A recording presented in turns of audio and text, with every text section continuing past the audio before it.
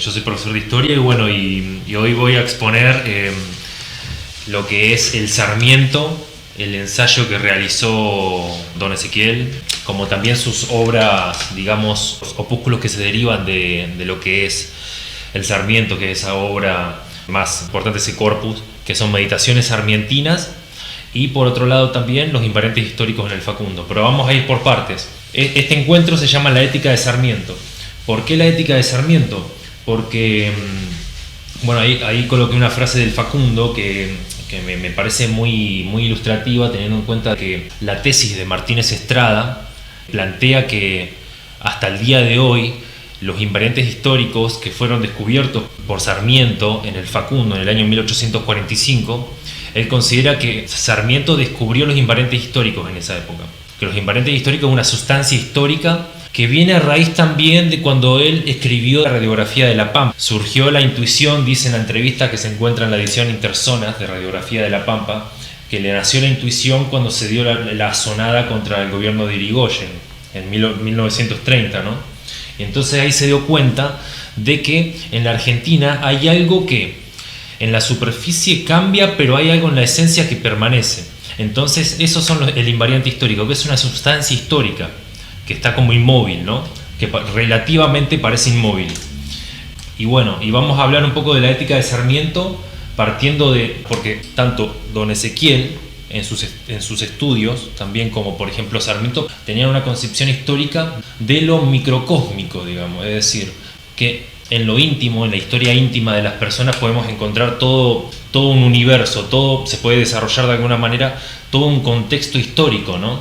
Por eso, por ejemplo, Sarmiento ha realizado estudios sobre Facundo, porque él decía que con las historias, con la biografía de alguna manera de una persona, puedes descubrir todo un contexto y un paradigma que se encuentra detrás, ¿no? Lo mismo hizo, bueno, don Ezequiel en relación con el Sarmiento. Entonces partimos de los pies, digamos, de todo lo que es la estructura del taller. La biografía de Sarmiento, las primeras etapas, que es también la seguidilla que se respeta en relación con el libro, ¿no? Con el Sarmiento. Entonces, bueno, esta frase de Domingo Faustino Sarmiento que dice: un día vendrá el fin que lo resuelvan y la esfinge argentina, mitad mujer por lo cobarde, mitad tigre por lo sanguinario, morirá sus plantas, dando a la Tebas del Plata el rango elevado que le toca entre las naciones del mundo. Como teniendo en cuenta que de alguna manera 1946 cuando se escribe el Sarmiento y 1845 cuando se escribe el Facundo, él se da cuenta que está más vivo que nunca esa mitopoiesis, que la mitopoiesis que es la creación, estructuración y reestructuración de mitos. Ese mito que inventó Sarmiento con Facundo y con Rosas está más vivo que nunca.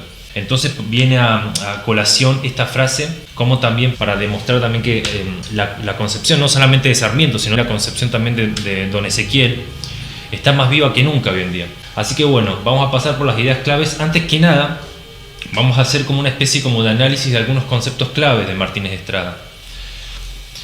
Primero que nada, Martínez Estrada es un ensayista de la intuición. Acá tenemos algunos apoyos que nos puede dar, por ejemplo, Arthur Schopenhauer en El mundo como voluntad y representación. Él dice que es aquella experiencia que abraza todo lo visible y que la intuición es la que sostiene la experiencia en sí, ¿no? Es la primera, la más sencilla de las manifestaciones del entendimiento. Por otro lado, también tenemos una definición en Muerte y Transfiguración de Martín Fierro, otra obra importante de Martínez Estrada, que dice que la intuición es la vivencia del todo del cosmos en el hombre. Es la historia que no se escribe y que es imposible de registrar. Es la verdadera historia del hombre viviente. Acá viene un poco a raíz la idea de que plantea la idea de la microscopía, como que de alguna manera, y se adelanta bastante a las corrientes historiográficas de la Escuela de los Anales. La Escuela de los Anales son 3 etapas, la tercera, que viene después de la crisis de los valores absolutos de los 60 y los 70 de la década del 20, se empieza el objeto de estudio de la historia, se centra sobre todo ya no más en la historia de los estados, como hacían los alemanes, ya no más en en la clase obrera. Tenían también ahora que centrarse en la intimidad, en la historia del íntima, de alguna manera, ¿no? Viene un poco a raíz de eso, de que la concepción historiográfica de Martínez Estrada se basa sobre todo en la vida íntima, en la vida de la microscopía, que en un rincón íntimo podés encontrar todo un universo y un paradigma, ¿no?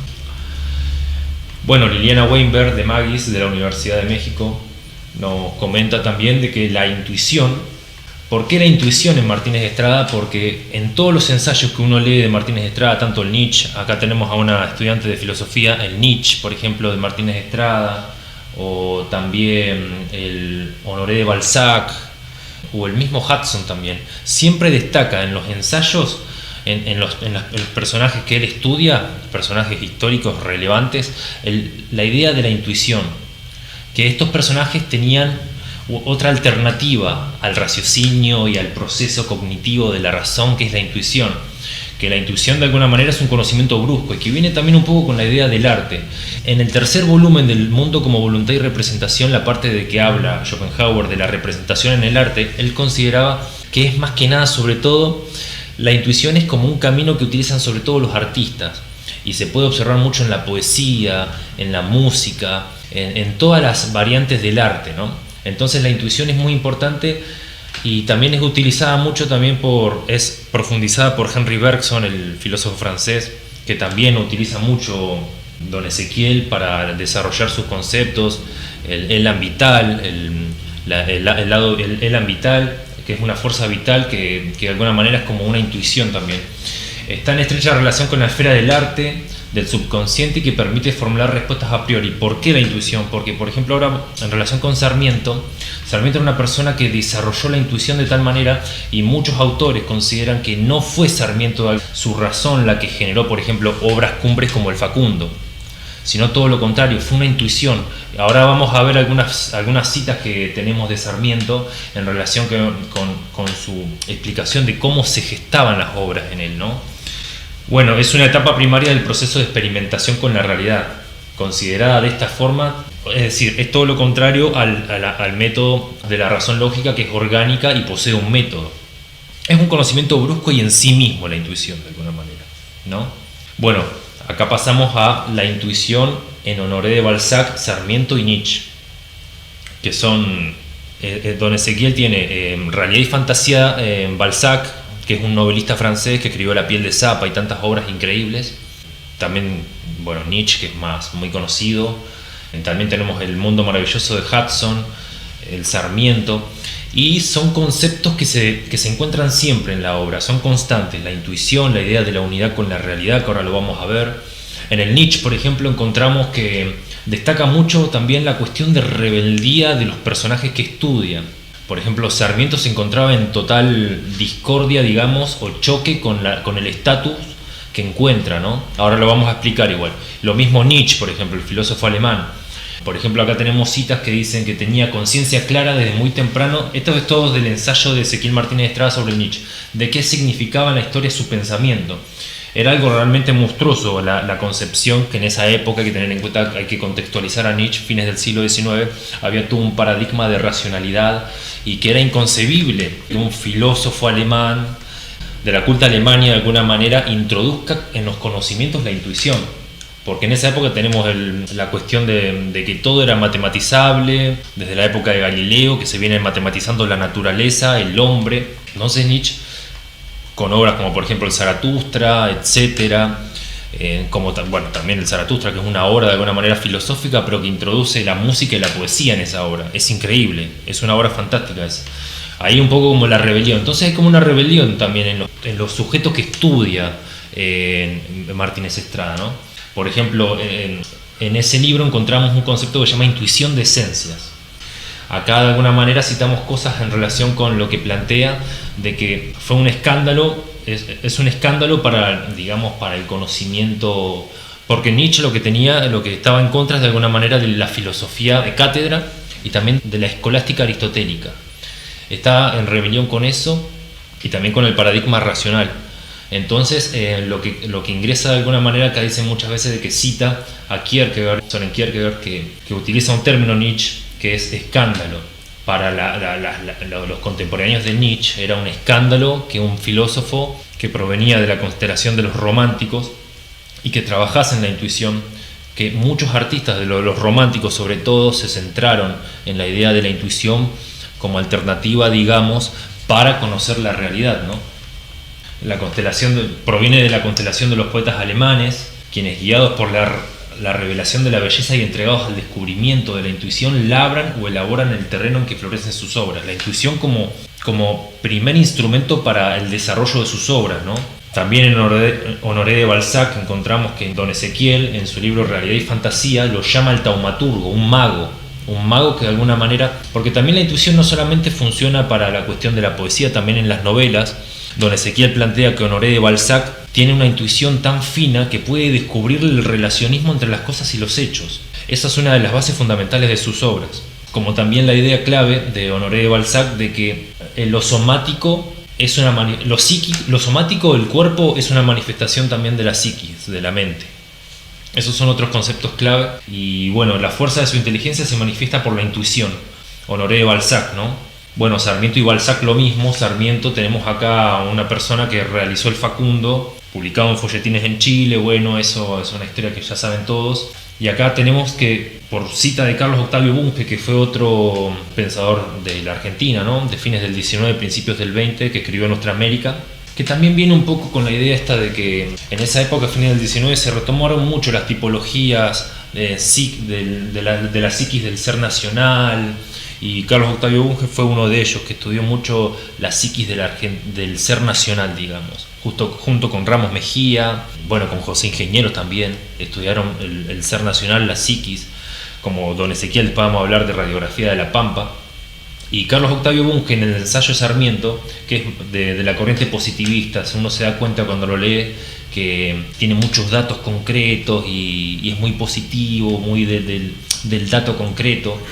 Dice que Sarmiento, cuando escribió el Facundo, se puede observar la ingenuidad de las ideas parecen revelar al escritor, no al escritor maduro, sino al mozo de genio, que tiene más la intuición que el razonamiento de las cosas. El Facundo viene a raíz de esto de que se genera por una intuición que se desarrolló en Sarmiento de la matriz que se le daba, ¿no?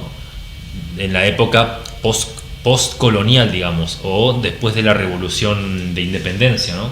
Entonces, el tema de la intuición en Sarmiento, en Honoré de Balzac, son temas fundamentales en la obra de don Ezequiel, de Ezequiel Martínez Estrada.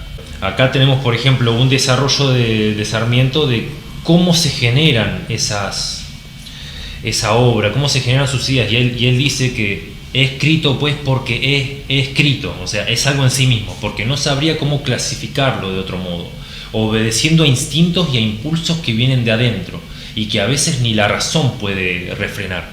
Ahí da una clara explicación y también lo dice mucho don Ezequiel, que dice que Sarmiento él dice en el Sarmiento que fue como un elegido, que la vida le dio los recursos para poder resolver las cuestiones que se encontraban detrás de la realidad que se le presentaba después de la Revolución de Independencia, ¿no?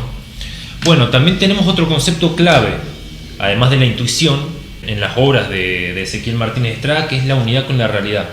Cuando yo leía esto, por ejemplo, Will Hudson, me hizo acordar mucho a los filósofos metafísicos, sobre todo a Macedonio Fernández, que en No todo es vigilia, la de los ojos abiertos, también plantea mucho la idea de la unidad con la realidad, de que la realidad es una sola y que dos cosas no pueden convivir en un mismo espacio, en el mismo tiempo, sino que todo es una sola cosa. Entonces don Ezequiel en esto también tiene viene un poco como por esa idea metafísica de unidad con la realidad.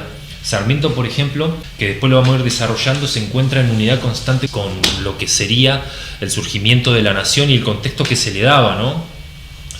Nace de Sarmiento esa magnificación de sus problemas personales hasta adquirir la dimensión de los problemas nacionales. Todos los personajes de don Ezequiel, cuando son trabajados, salen a flote la idea de que en ellos mismos descubren todos los fenómenos externos. Por eso viene un poco la idea, o sea, en ustedes, por ejemplo, está concentrada toda la realidad de la Argentina. En una partícula se puede encontrar todo un macrouniverso, ¿no? Y bueno, en Sarmiento dice que nace en Sarmiento la magnificación de sus problemas personales, porque Sarmiento, lo vamos a ir desarrollando, se encuentra en una unidad tal que siente que lo que le pasa a la patria, tanto positivo como negativo, le está sucediendo a él. Es muy interesante eso. En sí mismo puede percibir y estudiar los fenómenos sociales. Lo mismo pasa con Balzac. En Realidad y Fantasía dice Estrada que Balzac es un autodidacta que todo lo encuentra en sí mismo. También el autodidactismo es uno de los temas claves que vamos a desarrollar, que es también un tema que destaca mucho de los personajes de don Ezequiel, el tema del autodidactismo. Bueno, Balzac es un autodidacta que todo lo encuentra en sí mismo y que después de descubrirse descubre el mundo en que vive, ¿no? En realidad y fantasía. En el mismo Hudson, el mundo maravilloso de Guillermo Enrique Hudson, del naturalista, encontramos también lo mismo. Hudson era una persona que, a diferencia, esto todo lo estoy sacando, ¿no?, de Ezequiel, de don Ezequiel, dice que Hudson es una persona que es más contemplativa que Sarmiento, que es una persona, digamos, más pragmática. Sí, lo considera como... Hay muchos que consideran a Sarmiento como una persona egocéntrica, ¿no?, una persona muy impulsiva. Bueno, en el libro está la idea de que Sarmiento es una persona que se tiende inexorablemente a la acción. Hudson es todo lo contrario. Todo esto viene a la idea de que hay como un núcleo central en la obra de don Ezequiel, ¿no? En Hudson, por ejemplo, encontramos que es una persona contemplativa, como un trashumante. Vendría a ser como una especie de hippie del siglo XIX, ¿no?, Hudson. Entonces, encontramos que, por ejemplo, en relación con la unidad con la realidad, encontramos en el mundo maravilloso de Guillermo Enrique Hudson que le sucede lo mismo, que en 25 Ombúes, que es una estancia en la que él vivió, se encuentra en unidad con la realidad, con la naturaleza, ¿no? En un connubium, matrimonio, enlace o casamiento significa connubium, ¿no?, con la naturaleza. Y también en las playas de Saint Ives, en el Reino Unido, le sucede lo mismo. Acá dice que me parecía siempre que en ese momento la naturaleza, la luna y yo formábamos más que uno. Es muy interesante esa unión, ¿no?, con el todo. Muy interesante. Eso es otro tema fundamental en la obra en el sistema Martínez Estradiano, ¿no? Ahora pasamos a otro que es muy interesante, que es el autodidactismo. Que el autodidactismo es la manera de desarrollar los conocimientos al margen de cualquier tipo de sistema formal, ¿no? Tanto Lugones, que él escribió también sobre Lugones, en Retratos sin retocar, Lugones, Hudson, Nietzsche no fue un profesor impresionante, tuvo una carrera muy interesante a nivel universitario, ¿no? Fue profesor, pero Honoré de Balzac, Lugones, Hudson y Sarmiento fueron autodidactas, se desarrollaron solos, por decisión propia o por circunstancias adversas. Lo vamos a ver cuando estemos desarrollando también el Sarmiento, que don Ezequiel ve como positivo, y muchos autores consideran que el autodidactismo de Sarmiento fue algo positivo porque tenía un espíritu tan libre que no encontraba, no toleraba o era refractario a cualquier tipo de sistema que se le imponga. Entonces él puso el gran sistema. ¿Qué? Entonces él sí puso el gran sistema para el resto. Claro, sí. Parece contradictorio ya que lo decís. Claro, porque él deseaba, como dice don Ezequiel, todo lo que él no pudo tener, quería dárselo a todos. Todo lo que a él le faltó, él quería dárselo a todas las personas, ¿no? Es muy interesante. Por eso también esa unidad de que lo que le faltaba a él, le faltaba a todos también, ¿no? Entonces, bueno, está el autodidactismo. También podemos destacar que hay una crítica muy importante sobre, ahora pasamos a Lugones, pero hay una crítica también en las obras de Ezequiel, de los personajes que él estudia, a los sistemas también. Por ejemplo, Hudson, a los sistemas especializados y educativos. Hudson, por ejemplo, renegaba de los estudios especializados de la naturaleza. Él consideraba que había que conocer directamente la cuestión de la naturaleza, inclinarse y oler una flor, decía él en el mundo maravilloso. Lo mismo Lugones, por ejemplo.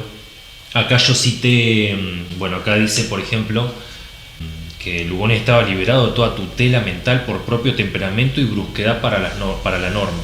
El verdadero signo del autodidacta de Lugones fue usar la palabra como palabra. Acá cito unos poemas hermosos de Lunario Sentimental, escrito en 1909 por Lugones, en el que está justamente esta crítica en las letras, por ejemplo, a los especialistas de las letras, ¿no? Que dice: me probaréis que esclavo... Esto está en uno de los poemas, a Rubén Darío y otros cómplices se llama. A mis cretinos. Me probaréis que esclavo de mi propia cuarteta no fui ni soy poeta, ni lo seré. Bien, bravo. Más en verdad os digo que líricos doctores están los ruiseñores con la luna y conmigo. Y allá en vida rechoncha y a vuestros dogmas sordo, lo pasaré cuan gordo caracol en su concha. Agriando los reproches de vuestro real concilio, os doy por domicilio la luna. Una crítica muy importante a aquellos que de alguna manera no consideraban a Lugones poeta. Son signos de cierta rebeldía que encontramos en todos los grandes que trabajó don Ezequiel, ¿no?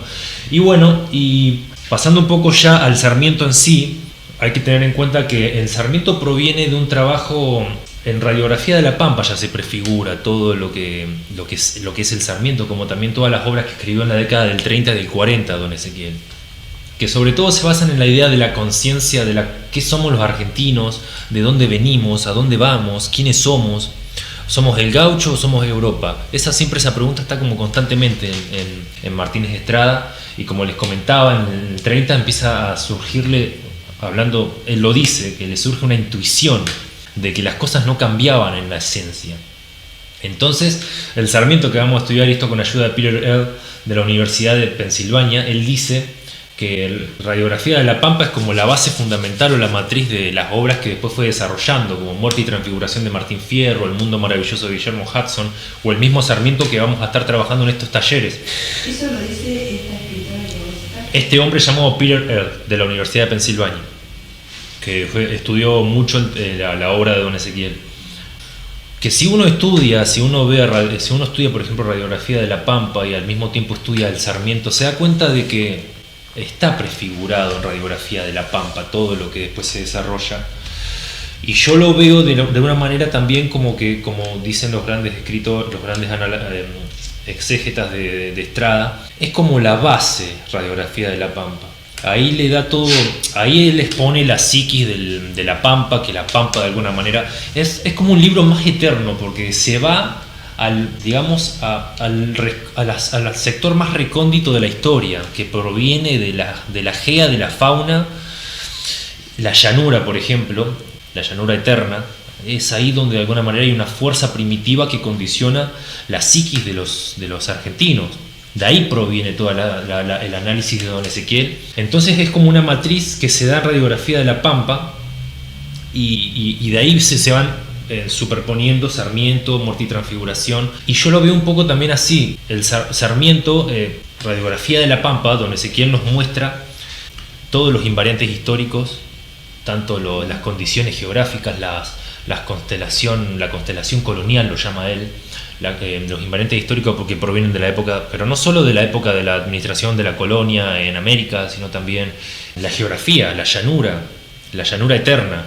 Por eso creo que es un libro eterno, Radiografía de la Pampa, y ya Sarmiento es de alguna manera la persona que descubre todo este sistema que en Radiografía de la Pampa expone don Ezequiel. Así que bueno, Radiografía de la Pampa se prefigura el Sarmiento, Muerte y Transfiguración de Martín Fierro y El Mundo Maravilloso de Enrique Hudson y tantas otras obras, ¿no?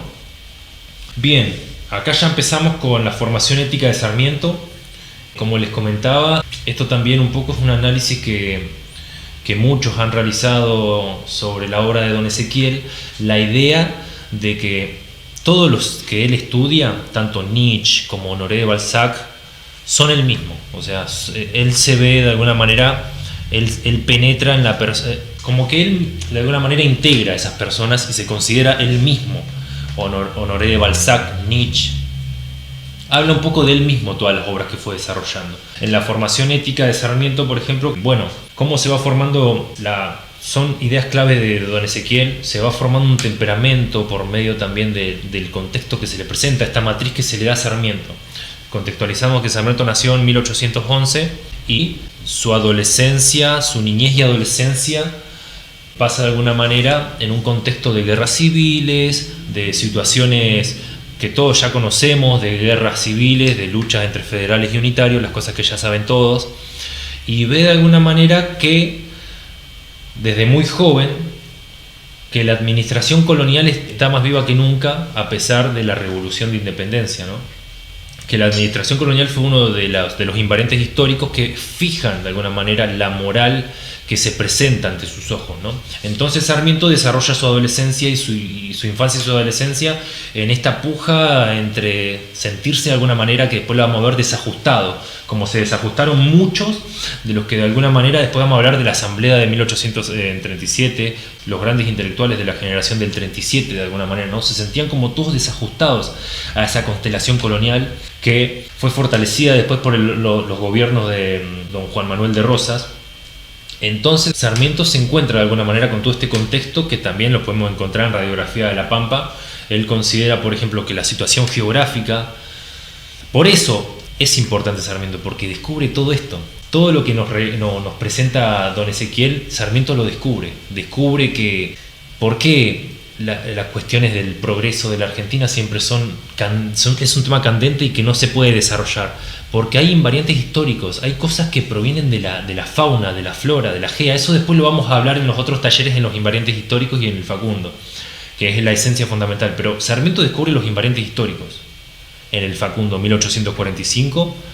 Descubre que la colonia, de alguna manera, sigue perjudicando el progreso del ser nacional, junto también con el aislacionismo que le tocó a la Argentina. Si uno se puede visualizar el mapa de la República Argentina, se encuentra como alejada de los focos y de los núcleos fundamentales de energía económica.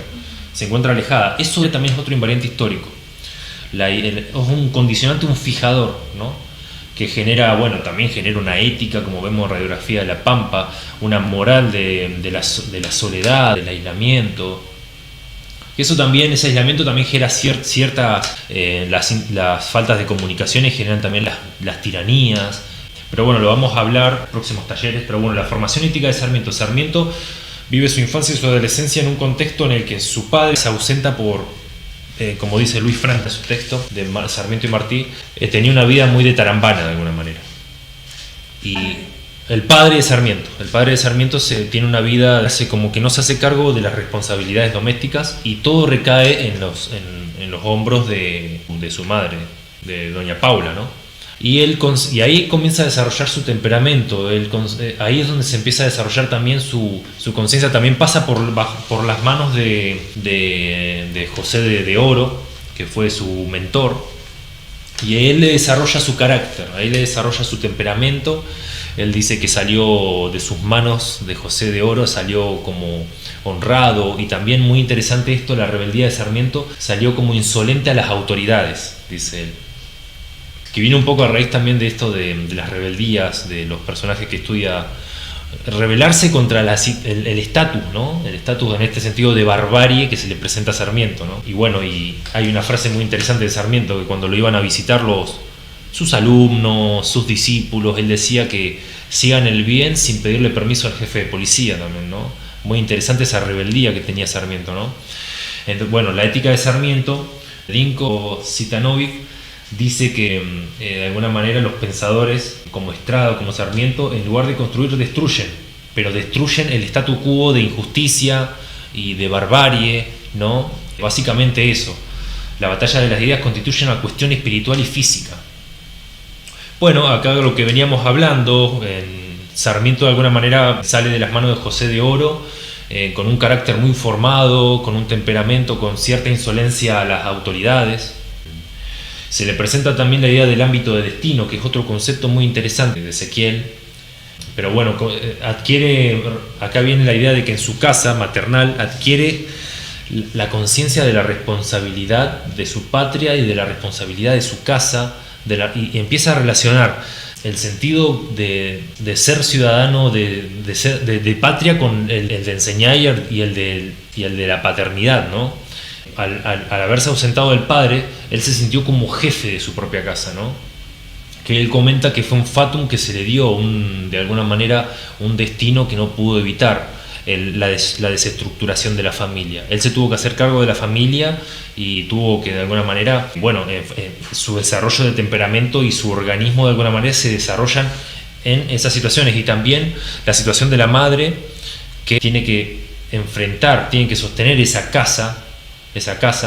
Ahí él observa cuáles son los problemas que también generan que la mujer se encuentre en esa situación, ¿no? Es muy interesante en esos hechos. Ahí se empieza a formar el temperamento en la casa materna.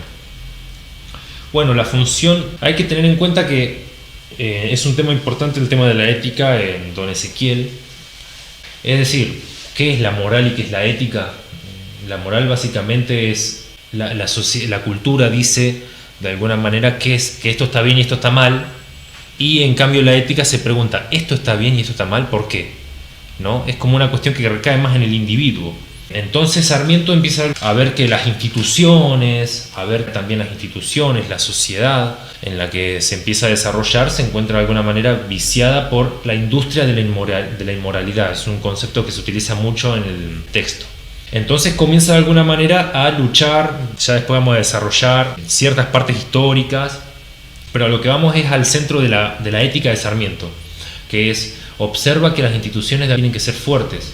Acá sale un poco la idea de que también renovarlas. Sarmiento, todo lo que fue creando a lo largo de su vida, como presidente también, fueron falanges institucionales contra esa realidad, para poder desestructurar ese sistema de injusticia y esa industria de inmoralidad de alguna manera.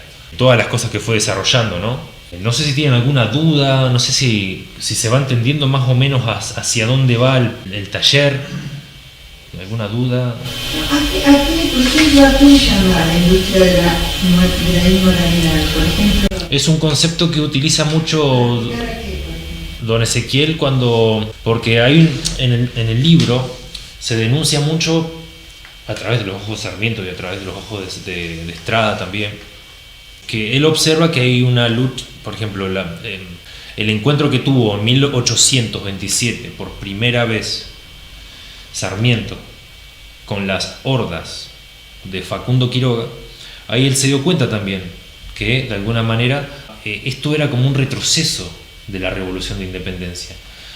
Entonces él observa, por ejemplo, la cuestión de obediencia y de mandato, la cuestión de la lucha de poderes, de la avaricia, de la injusticia,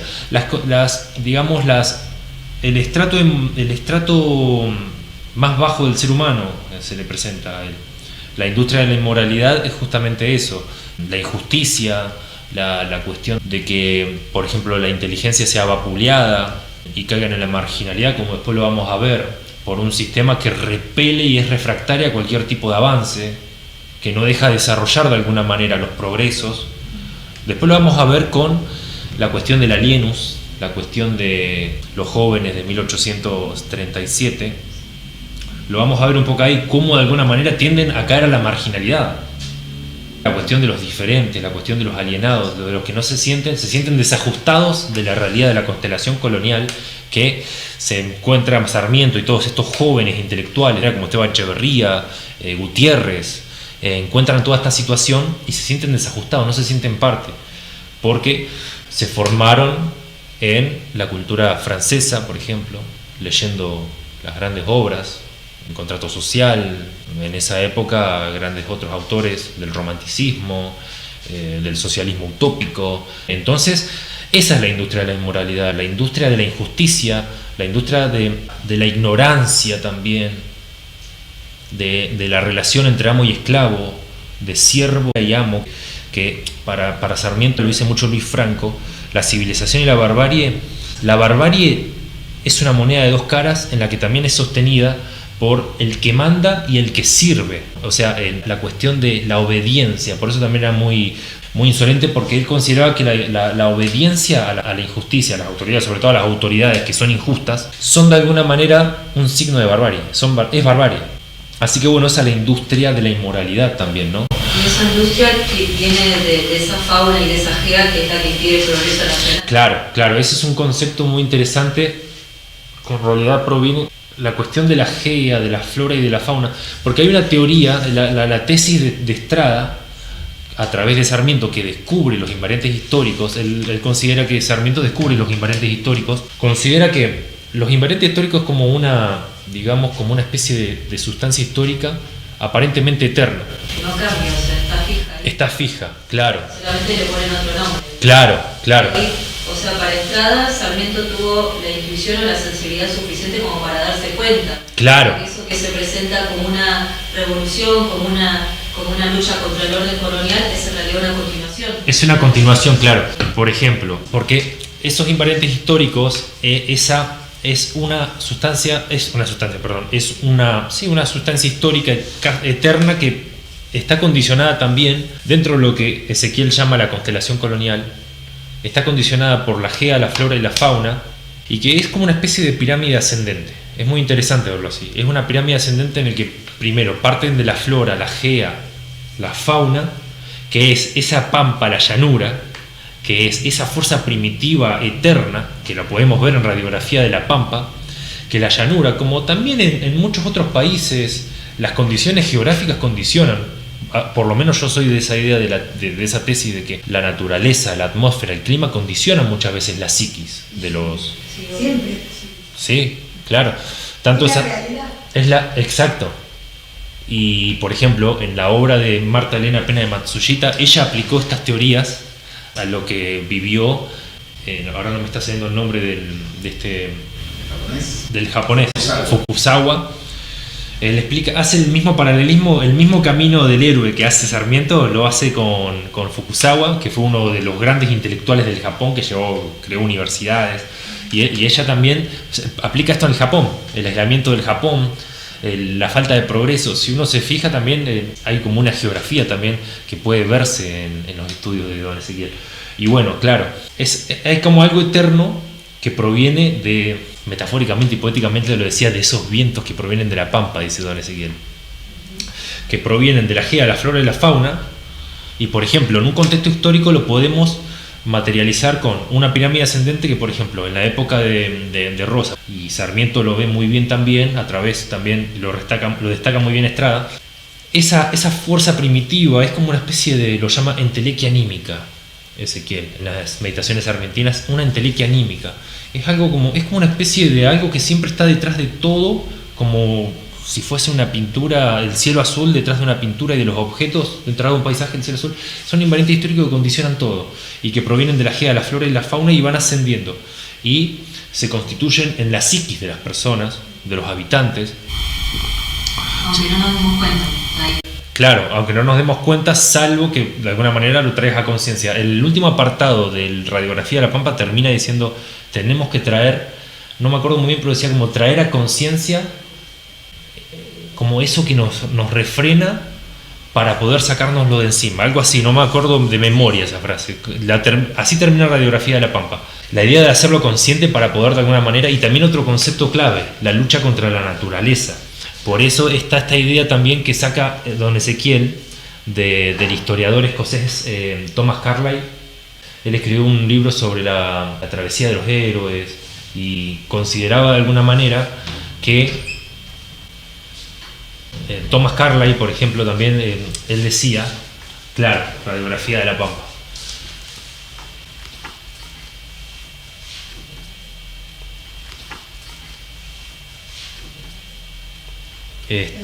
Pero bueno, es una obra increíble, es una obra fantástica, sí.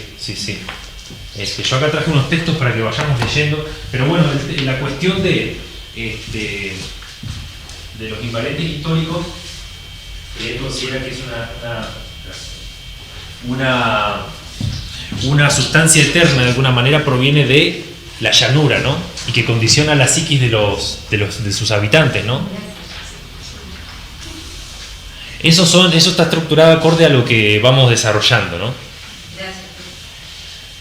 Así que bueno, esas son básicamente las tesis de don Ezequiel, como para ir adelantando un poco, pero no quería dejarte al margen del tema de que claro, él considera que los invariantes históricos provienen de la administración de la colonia, de la iglesia, de la esfera militar también, y por supuesto también son muchos condicionantes, las condiciones naturales, y eso engendran una psiquis determinada en los habitantes de la llanura, ¿no? La llanura forma parte de la psiquis de los que la habitan, ¿no?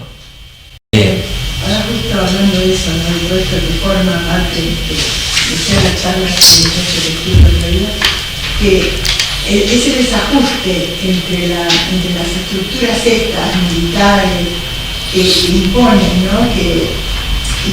Todo lo cultural que se impone es lo que está en la Radiografía de la Pampa también, ¿no? Ese desajuste sí. También uno lo vive como individuo, ¿no? No solamente vivís sí. Lo del territorio, sí. Que sería dentro de todo, bueno, sino que también vivís ese desajuste que entre el territorio sí. Y el desconocimiento del que implanta una forma de administrar el territorio, porque él habla de eso también, ¿no? Que hay sí. Desconocimiento claro. De las élites que son las que, no sé Sarmiento, pero Ezequiel Martínez Estrada, creo que lo que es un desconocimiento, o capaz que lo conocen, pero eligen ignorarlo, la estructura de gestión, por ejemplo, por decirlo de alguna manera, de un país sin conocer el territorio. Claro, Es más, ese desajuste entre territorio y estructura, por decirlo de alguna manera, de estructura de gestión, también atraviesa la vida cotidiana del individuo. Sí, totalmente. Por eso viene a raíz de eso, de que lo macro, como que de alguna manera, el macrouniverso condiciona inexorablemente el microuniverso de alguna manera, y viceversa, ¿no?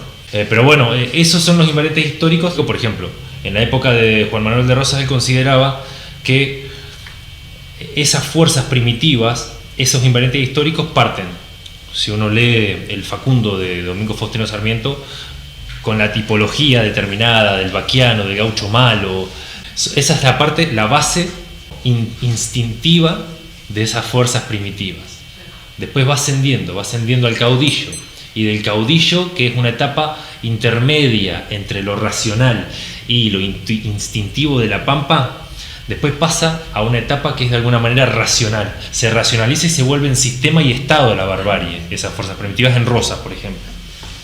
En Juan Manuel de Rosas, Sarmiento y Estrada consideran que en don Juan Manuel de Rosas se establece el sistema, esa barbarie que proviene de la tierra se hace sistema, se hace leyes, el ejecutivo y el vaquiano tienen la misma esencia, básicamente.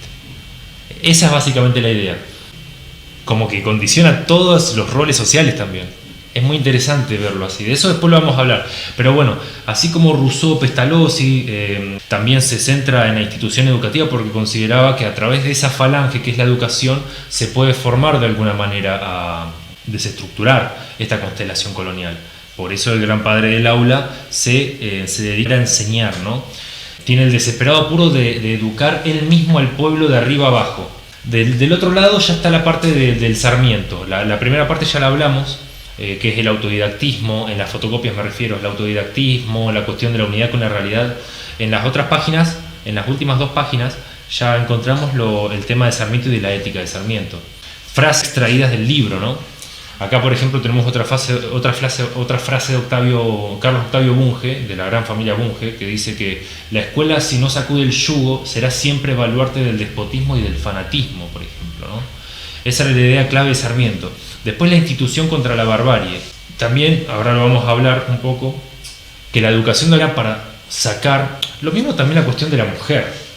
Sarmiento fue uno de los precursores de la libertad de la mujer, de que la mujer sea independiente, sacársela del yugo de la iglesia, sacársela del yugo de alguna manera de que no se le emboten los conocimientos, de que no se le embote en la vida cotidiana de la mujer. Entonces la quiere integrar al sistema económico.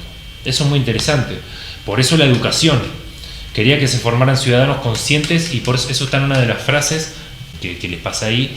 Quería que se formaran ciudadanos conscientes, y por esto su escuela hubo de luchar más que con la ignorancia, con los intereses puestos en mantener en la educación un estatus de injusticia, de desorden y fanatismo. De ahí también un poco el tema de la industria, de la inmoralidad, la injusticia, el desorden y el fanatismo.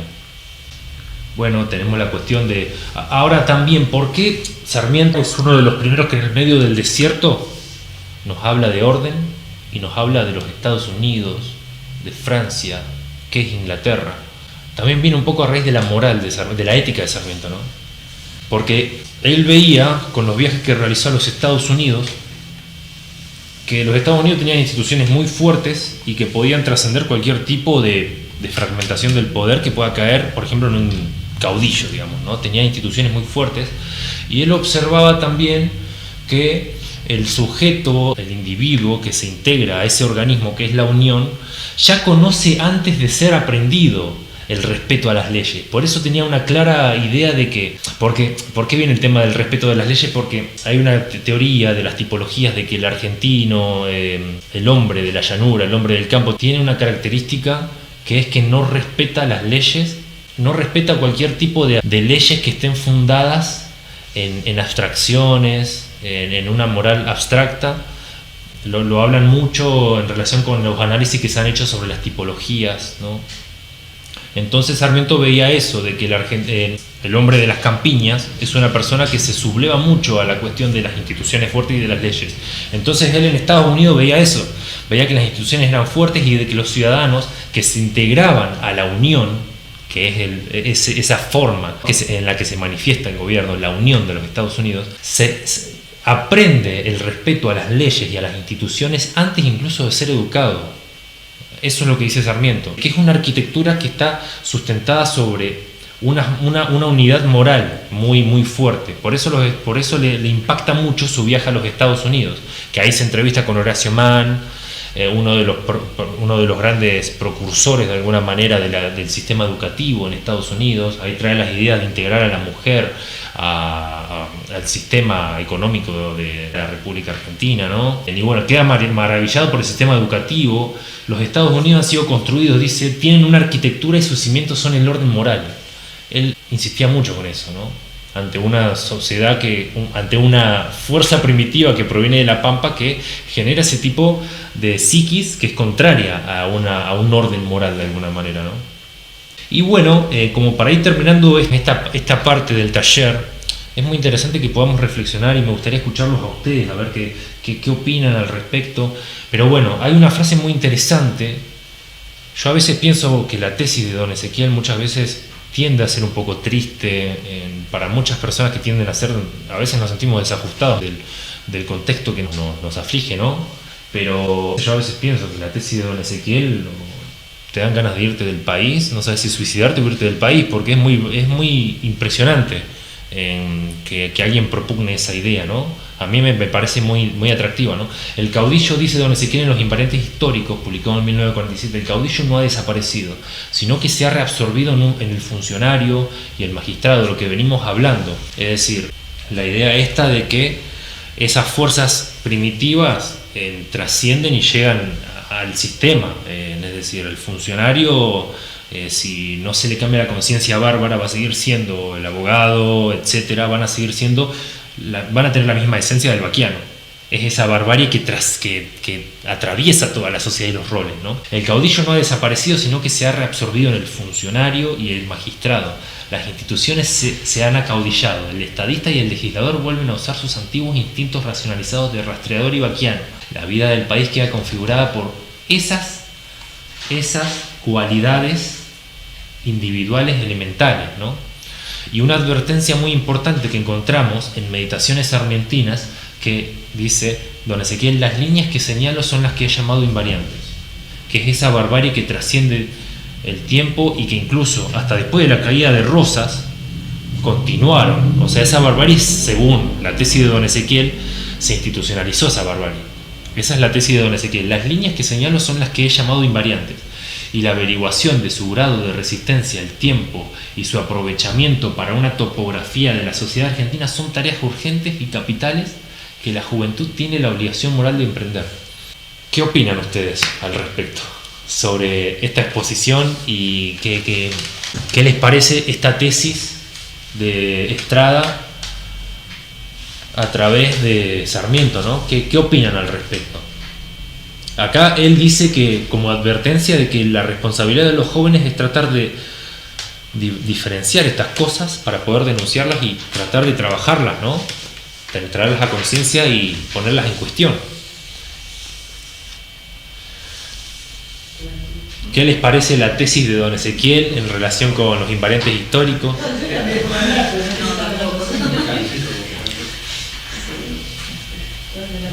Es muy interesante, ¿no? Es muy interesante esta tesis, porque para mí personalmente estas cosas están más vivas que nunca, el tema del sistema de dialéctica. Por eso te decepcionó, porque si se lo escribió él. Claro. O sea, tiene muchísima vigencia. Claro, la idea del taller también es hacer un tríptico histórico de 1845, la época de Sarmiento, 1946, la época de don Ezequiel, cuando escribe el Sarmiento, y nuestro tiempo, 2026.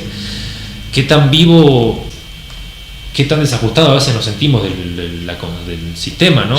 Muchas veces, a nivel estético, a nivel musical, a nivel artístico, no sé. ¿Qué opinan ustedes al respecto? ¿Qué les parece toda esta exposición y la tesis de don Ezequiel?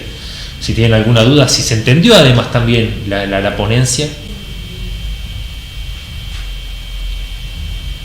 A Martínez Estrada le pasó desilusionarse con cada uno de los sistemas que él creyó en su momento que eran diferentes, ¿no? Le pasó en la Unión Soviética, le pasó en Cuba, le pasó constantemente. Y con la juventud tuvo también esa sensación de fracaso Sí, cuando se crea la Universidad Nacional del Sur sí, y empiezan a debatir. Él pensaba que la juventud universitaria iba a ser cuestionadora en la búsqueda de conocimiento y se encontró con negociaciones que para él eran superfluas, que si dos correlativas, que si una, que por qué esto, la búsqueda de un camino que él, que nunca fue a la universidad, creía que en la universidad iba a ser diferente. claro. Y el día que se hace la cena en el club universitario, él no va. No va, Claro. se queda acá. Claro. Había venido el ministro de Educación, lo vienen a buscar y le dicen, no, tengo los pies hinchados, no me puedo poner los zapatos. No, venga a Cantinflas. Claro. Lo agarraron uno de cada brazo y se lo llevaron a la casona del club. Claro. Y Gregorio Yáñez dice, y nos amargó la noche. Porque cuando habló de que la juventud no estaba buscando la diferencia, lo nuevo. Claro. Cuando se va a México, se queja de los alumnos. Dice, ahí el joven era yo. Bueno, esa es una percepción que tenía él. Claro. O sea, también hay que, me parece a mí, ¿no? A mí la verdad me gusta mucho la obra, lo que he leído, que no es todo, pero bueno, ya. Sí. Pero bueno, él tenía una percepción que no necesariamente, por ahí puede haber estado desajustada con la realidad, a lo mejor era un estilo personal de que no le venía bien nada, parecía que sufría todo. Aún así, escribe cosas, o sea, yo lo separaría de la personalidad con lo que escribió, con la parte de la poesía ni hablar, no parecía como tan amargado. Es que no era amargado. Escribe. Sí, pero después es muy crítico con la juventud, con esto, con bueno, no, o sea, las cosas no son perfectas, ¿no?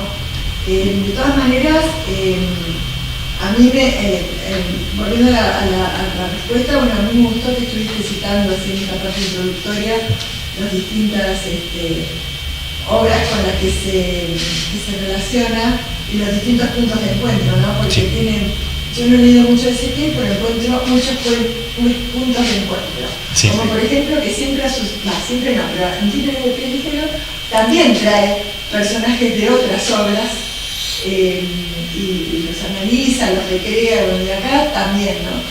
En la biografía de la Pampa. Lo que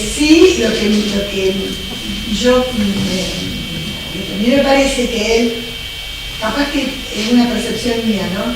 Esto de que para mí no es que la tierra, el territorio se asume, va ascendiendo hasta ser lo que está arriba, sino que hay un estilo acomodaticio que también puede tener que ver con esto que vos decías los alumnos, que al final peleaban por la correlativa y para ver si le sacaban algunas materias, que lo acomodaticio, que se va acomodando más allá de lo que sea el territorio, los que van ascendiendo, que no es toda la población, van acomodándose a esa mezcla de lo que venía de la colonia y de lo que Claro. y que en definitiva es un híbrido entre ellos no es para mí, no interpreto que es lo de la tierra y lo del territorio se asume el poder. Creo que algunas personas que van ascendiendo, subiendo en esa pirámide, se acomodan para sostenerse en el poder. Claro. Que es algo que él vio en aquella época y que seguimos viendo. Sí, por eso es tan actual. Viendo, porque vos decís, ¿cómo esta persona que sufrió esto en la historia? Porque la historia, como vos bien decís, la historia es lo que nos pasa a todos nosotros, lo que le pasó a nuestros padres. La historia no es solo lo que está en los libros. Entonces vos decís, ¿cómo esta persona que tuvo esta historia, que vivió acá, ahora está haciendo, está defendiendo otros valores? Y bueno, se defienden algunos valores también por ir a convertirse en esa élite pero bueno, esa es la parte que yo interpreté y que que creo que sigue teniendo vigencia. Claro, sí, en Retrato sin retocar denuncia mucho eso, en el Leopoldo Lugones. En el Leopoldo Lugones, Retrato sin retocar, él denuncia mucho esa idea de que la inteligencia como que de alguna manera está marginada por la improvisación, y denuncia mucho eso, y la idea también de que se le dio demasiada, él denuncia mucho la idea de que se le da demasiada valor a la política en ese libro también, y se deja de lado otras cosas como la realidad no es solamente política, ¿no? Y eso es muy actual. Hoy en día todo es política. Claro. Y se le ha dado una importancia casi como sobrenatural, y como si fuese el oráculo de Delfos, la política, y para mí que la realidad es mucho más compleja que eso, ¿no? Si fuera tan relevante la guía, la flora y demás, uno debería esperar que cualquier otro país que fuera una llanura tuviera las mismas características, y no influye de la misma manera, aunque climáticamente o claro, fisiográficamente sea tan parecido. Claro. O sea, me parece que cuando llega hasta el funcionario, del caudillo al funcionario y demás, yo no lo veo tan claro que ahí esté la G y la flora, claro, como saben determinar. Claro. Como tan determinante de que, perdón. Creo que lo que estamos buscando es ver algún grado de optimismo, ¿no? Claro. Aunque que no esté todo determinado, aunque esta inmanencia no sea determinante de una moral y una ética que nos sobrevive. Pensar que hay algún tipo de esperanza, como eso de estar pensando que no todas las llanuras son iguales, o producen los mismos monstruos. Claro. A mí me resultó muy interesante la exposición, y además me pareció muy interesante esto que por ahí notaba, que no sé si fue a propósito, ¿no? Pero que se te van confundiendo, pero que está muy bien, ¿no? Estrada y Sarmiento, y a veces estabas hablando y yo decía, ¿está hablando de Sarmiento o está hablando de Estrada? Y bueno, en algún punto no importa. Claro. Porque las ideas se la Claro, ¿qué te pasa cuando hablas de Montaigne, de Kafka? Es él. Y yo pensaba que tal era la famosa frase de Kafka de iba combinando con Brod, ¿no? Y Brod le preguntó, entonces, ¿qué? ¿No hay esperanza? Y sí, dice Kafka. Claro. Hay esperanza, infinita, pero no para nosotros. Claro. Sí. Inmediatamente, ¿no? Claro. Se va por lo kafkiano, ¿no? Claro. Su obra ficcional, yo leí sobre todo la obra ficcional. De Kafka. De Estrada. De Estrada. Claro. Bueno, no sé si quieren comentar algo más. A mí también, gracias profe por la presentación, a mí me pareció súper claro, estuve anotando bastantes cosas. Sí. Es muy interesante esto último que plantea Estrada, de que no desapareció, y también nos invita a pensar si desapareció en nuestro contexto, quién sería o dónde estaría esa figura del invariante histórico, dónde la podemos encontrar. Sí. Si se resignificó el tema de la barbarie, ¿qué entendemos hoy en día nosotros por barbarie? Sí. Pues yo por ahí te digo, para mí se resignifica en tal persona, y le pregunto a ella y es tal otra. Creo que el invariante histórico que encontró él en su época fue Perón, si no leí mal su obra. Sí. Por todo el análisis y por todo el contexto que él vivió y cómo lo vivió él también. Que creo que de hecho cuando asumió Perón se vino para acá, si no recuerdo. Se autoexilió en el campo. Se fue al campo. Me parece súper interesante y súper vigente esto de seguir pensando, y como decían los compañeros también, si podemos encontrar dentro de todo esto, estas cuestiones, estas problemáticas, alguna esperanza o alguna especie de superación, si se quiere, de todo eso que en su momento vio Sarmiento, que fue Estrada, y si lo fuimos resolviendo como sociedad, como seres nacionales, pues estamos en la misma, ¿no? Pero me parece súper importante porque es parte de nuestra identidad. Es algo que es nuestro, y es algo a seguir pensando, así que nada, gracias por esta primera clase. No, gracias a vos por venir. Me siento muy identificada con todo lo que dijeron. Yo creo que sí que hay esperanza, porque por ejemplo, Ustedes son jóvenes, pero los que vivimos en dictaduras, sabemos que hubo un cambio.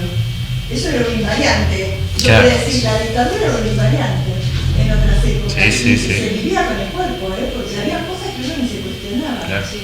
Y, ¿no es cierto? Sí, nosotros entrábamos así felices y contentos y tenías que dejar la cartera para que te revisara. Íbamos sin cartera, porque como tenías que dejar todo, hasta los tampones, tenías que mostrar todo lo que llevabas, entonces no... y eso ya cambiamos en eso. Claro. Cambió la sociedad argentina en eso, y bueno, eso cambiamos. Eso yo creo que sí. ¿Qué dirías? Bueno, Si nos dirías que realmente cambió. Claro. Entregamos cosas de la mochila de otra manera. No, ¿qué edad tenés? 40. No, bueno, no. Un niño. Un niño, o sea, hay que vivir el dictadura. Mi mamá se acuerda que los hacían en los colectivos en el contexto dictatorial, ella nació en el 63, mi vieja. En el contexto dictatorial se subían a los colectivos los policías, policía entre comillas, le pedían el documento, No era como podía algo salir. natural. Sí. Claro. Yo estaba de novio con mi señora, y yo vivía en Constitución, ella en La Plata. Salía de su casa, me iba caminando hasta la estación y la llamaba por teléfono. Y le decía, estoy por subir al tren. Llegaba a casa y la llamaba por teléfono, llegué a casa, hasta mañana. Claro. O sea, era así, una situación sin estar involucrado en nada, no había una razón para que... Uno no sabía si estaba pero no sabía. No sabía si un hombre... No, porque para estaba eso en podrías una estar agenda. involucrado y vos no sabés Vos por querés qué. saber por qué, porque pensabas que tal vez ahí no O sea, ahora ni aún en un periodo de gran, digamos, de gran controversia, vos te sentís en la calle así. Y eso nos marcó por muchísimos años. A mí me ha pasado a los 50 años, ya pasé los 50, los 60, de ir con el auto y ver policía parando en la ruta y yo soy una persona que tiene los papeles en orden, tengo 50 años, ¿por qué tengo que sentir esto? Y son las huellas que te quedaron de esa situación. Yo creo que eso cambió. Miedo a hablar. Eso cambió. Sí, pero esta cuestión de la cultura acomodaticia, este tipo de invariantes. Ese y eso, ¿cuántos diputados y senadores ves por un partido y después por otro y más allá? Y vos decís, ¿pero cómo?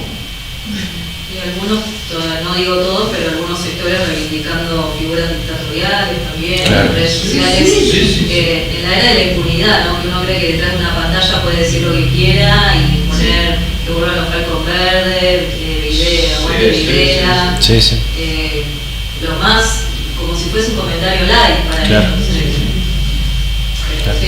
Y una cosa que también me gusta destacar, vos decías que Sarmiento fue uno de los primeros que intentó mejorar la situación social de la mujer, incorporarla.